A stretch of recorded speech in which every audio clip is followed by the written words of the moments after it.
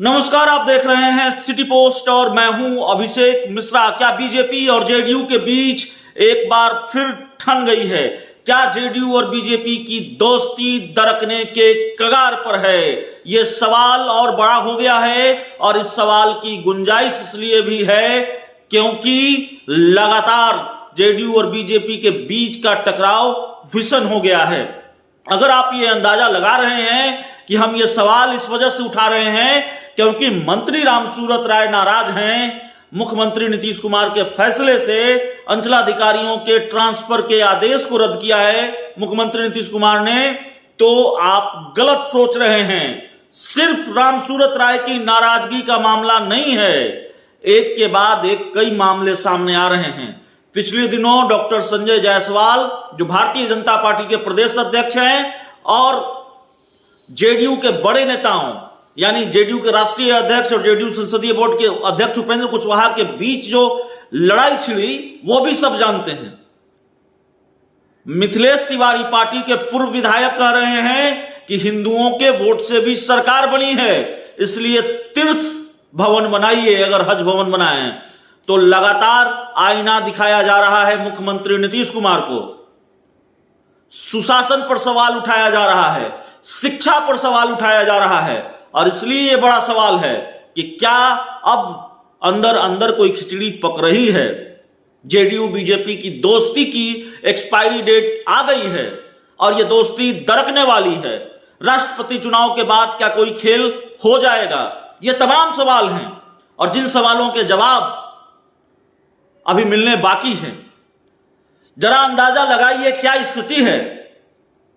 रामसूरत राय जो media reports के हवाले से जानकारी है, बीजेपी कोटे के मंत्री हैं। रामसूरत राय उन्होंने अपना फोन तक स्विच ऑफ कर लिया है, पटना छोड़कर मुजफ्फरपुर जाकर बैठ गए हैं और पटना से बिहार के डिप्टी सीएम तारकिशोर प्रसाद को जाना पड़ता है रामसूरत राय को मनाने के लिए। सवाल है ये नौबत क्यों आई है?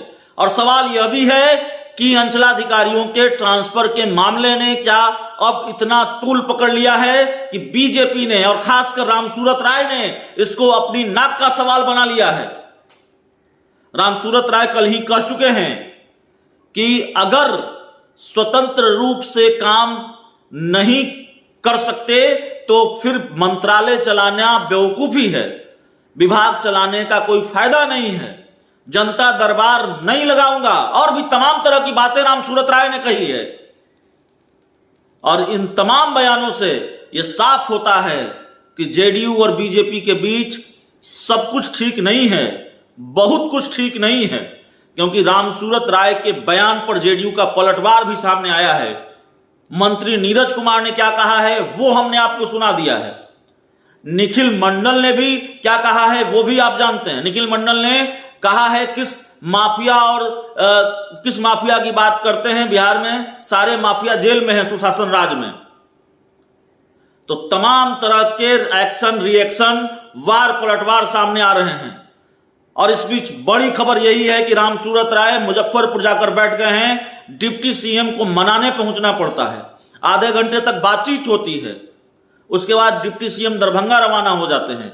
हाँ, इतना जरूर हुआ कि डिप्टी सीएम के स्वागत के लिए गुलदस्ता हाथ में लिए डिप्टी सीएम का स्वागत किया रामसूरत राय ने मुजफ्फरपुर में, लेकिन पटना नहीं आए हैं। मुजफ्फरपुर में ही कुछ इंटरव्यू दिए हैं जिसमें यह कहा है कि अब मंत्रालय चलाने का कोई फायदा नहीं है, मुझसे ज्यादा जनता दरबार किसी ने नहीं लगाया होगा, लेकिन अब नहीं लगाऊंगा। तो ये स्थिति और परिस्थिति है।